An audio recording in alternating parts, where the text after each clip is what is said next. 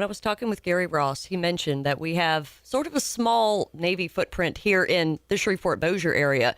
Tell me how what you do plays a part in that. Right now, my reserve unit is called the Operations Support Unit, which is a subordinate unit to the Navy Operational Support Center that I believe Senior Chief Ross was speaking of. And the Navy Operational Support Center is an active duty staff of full-time support members in Bossier. And these guys service or help to keep ready to go about 260, sometimes give or take a few reservists, so that these guys, when their number's called, that they're ready to deploy pretty quickly to wherever in the world that they need to go. Djibouti, Africa, Afghanistan, wherever in the Middle East, locally, Europe, we're everywhere. They go all over the world in support of this, which is really not that abnormal. If you go back, and I'm a history teacher now, if you go back we'll talk about that in a minute.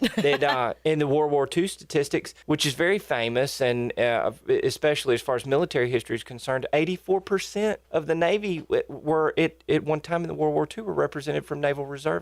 Came up from the reserve. So it's really not that unfamiliar. We're cost effective. We're cheap compared, relatively speaking, to meet the mission, and it's just a good deal for everybody all the way around. And hopefully that's what the centennial, in the Navy Week is here to celebrate. It's just to shed light on that so that folks in the community can kind of see that as well. We have a big Air Force presence here, and you actually come from a military family, not the Air Force. Correct. Not the Navy either. Tell me about your background as far as your family's military history. Well, my father, Vietnam era helicopter pilot, shot down twice in Vietnam, flew your typical, the Hughes, and then the Kiowas is the Loach, like a OH-1 scout helicopter, and those guys were, the acrobats, and he crash landed twice as a result of those experiences, and that definitely shaped his personality a lot, and then that reflected on me coming up as a young man as well. My maternal grandfather was a Major General,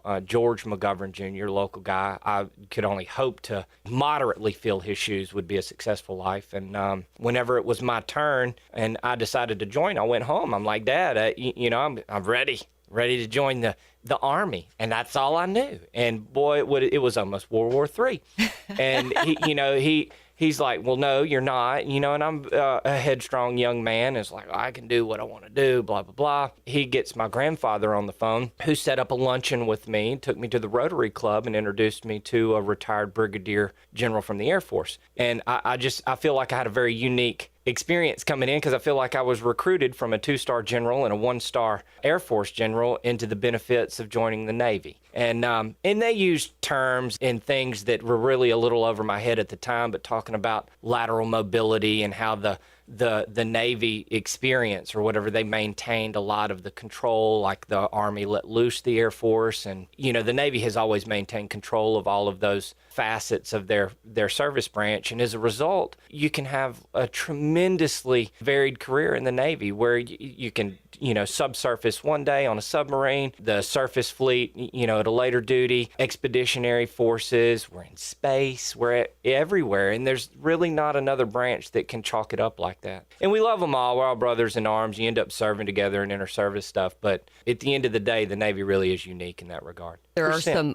sibling rivalries at times. Yeah, definitely. That is out there as well. But I mean, when you look at the numbers on everything, we represent less than 1% of the nation's population. And to accomplish all of those things that are set out there is really impressive when you can kind of sit back and look at those numbers and the missions that they have us out there doing every day.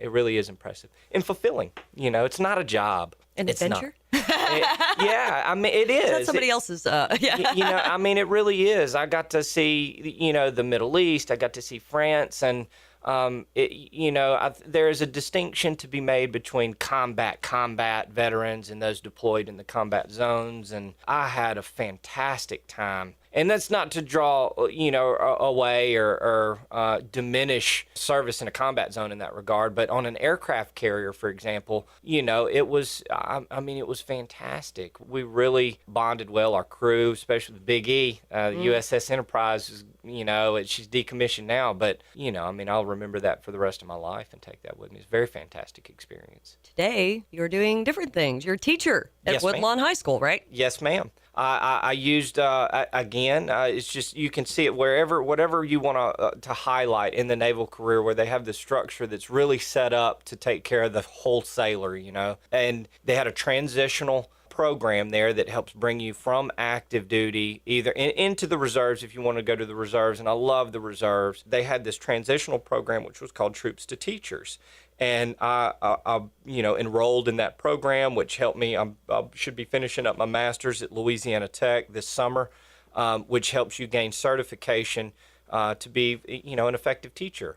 And mine is secondary education. I get to teach history and world geography, so it's kind of easy to incorporate some of the things that I've experienced into that.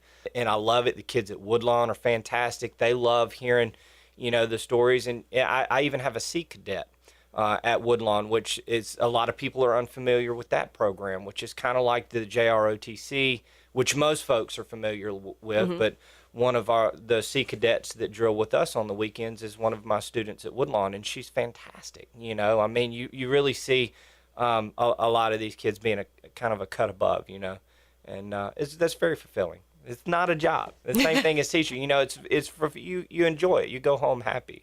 So that's something that I'm appreciative of.